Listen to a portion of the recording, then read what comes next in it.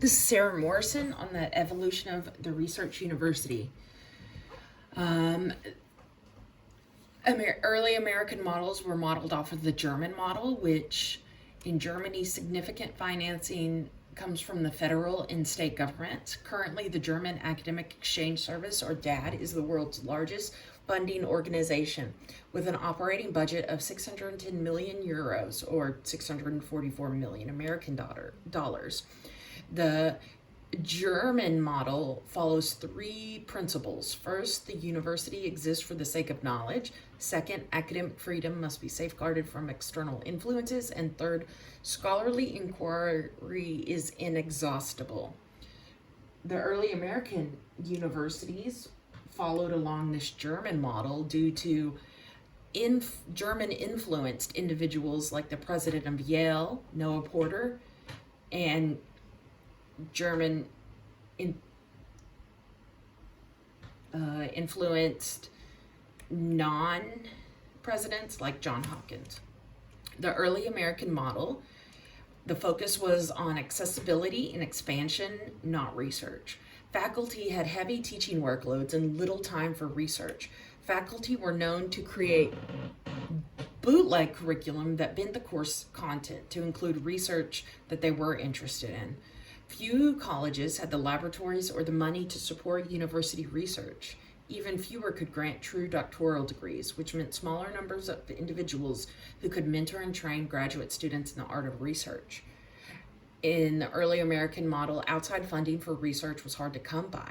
Between 1887 and 1914, legislation passed for the federal funding of land grant programs such as engineering, agriculture, military, and training. The Hatch Act of 1887 included provisions for research experiment stations. This type of legislation gave universities the possibility of a place to hold university research. But how you fund them? Funding the research university. Carnegie and Rockefeller foundations began to support research through private funding for select universities. From 1945 to 1970, universities gained state government support, federal commitment to advance research, and large research-based grants from major foundations to select universities. The following government entities also provided funding to select universities. Universities had to set up offices, support staff, and staff whose sole purpose was to drum up future research grants. Universities with a history of successful research had higher priority of all of this funding. In 1957, in response to the Soviet Union's launching of the Sputnik satellite, the National Defense Education Act advanced further scientific research by supplying added resources to university. How we classify the research university is usually by the Carnegie Classification of Institutions of Higher Education that was created in 1970 and has had several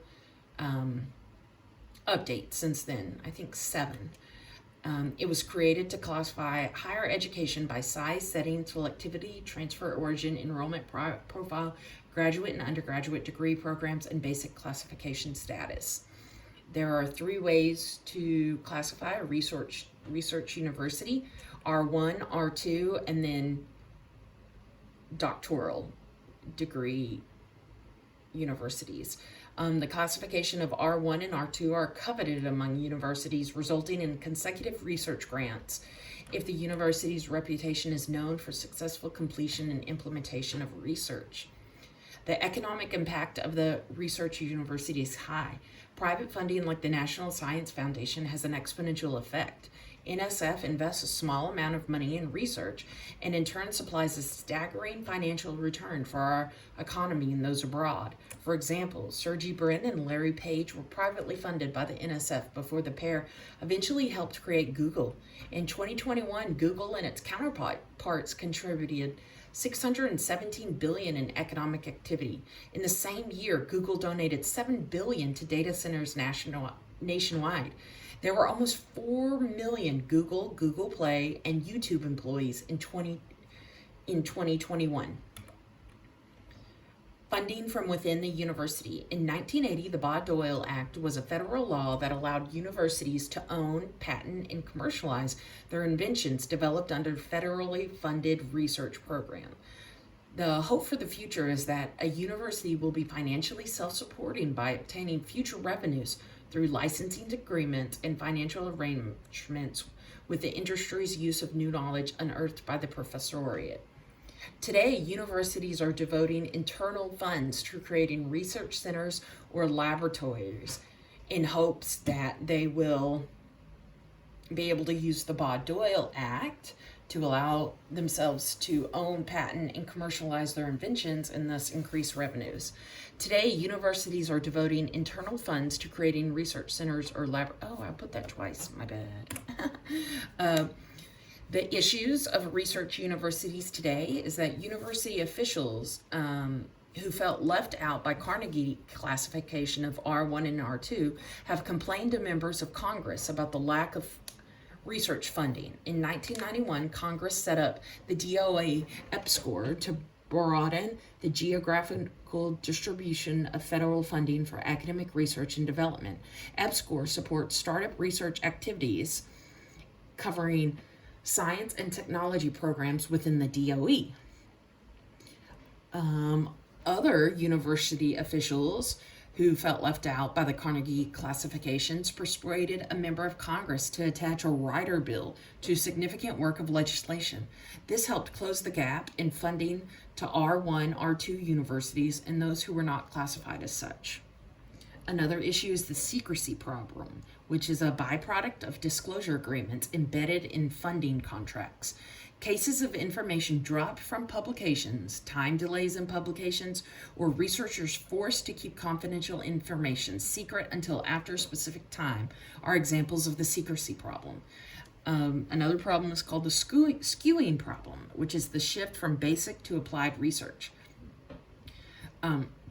Applied research has a greater probability of securing and funding from the industry, so universities are starting to skew their research towards applied research instead of basic.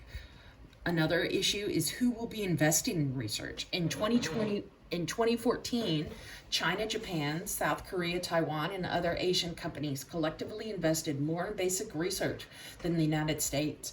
1 of every 3 scientists or engineers of the world is a citizen of China. Less than 5% of college graduates in America obtain a degree. Conclusion. Today, a century and a half after Johns Hopkins University first opened, the first president, Daniel Coit Gilman's definition of an American university from his 1876 inaugural address has come to fruition: to educate its students and cultivate their capacity for lifelong learning, to foster independence and original research, and to bring the benefits of discovery to the world. This study started as a look into the rise of the research university through the eyes of a high school teacher, dual credit instructor, and adjunct instructor, or in other words, a teacher. I had prejudices of my own and my own opinion as to why research has become so crucial in the university setting. I had thought the faculty were being selfish and setting teaching aside for their agenda. Now I see that the university faculty are simply surviving, trying to balance a life of research, education, and improving the world around us. University research is not just a way to bring in dollars to the school. More importantly, it is a way to bring dollars into the economy. Jonathan R. Cole of The Atlantic put it best when he describes the mission of a university as the production of new knowledge through discoveries that change our lives in the world. The research done in universities across the world affects us all with innovative technology, practices, knowledge, and economic growth. Thank you.